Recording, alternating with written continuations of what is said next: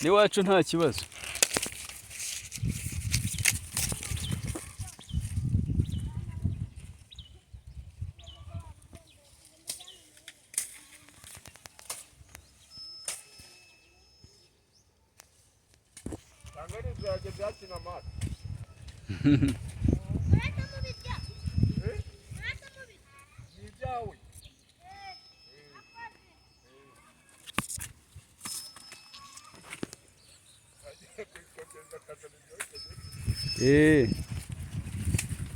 Iyo.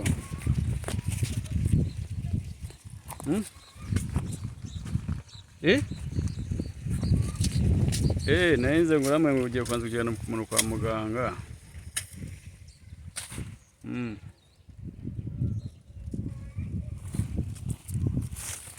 None se hari aheruka yose?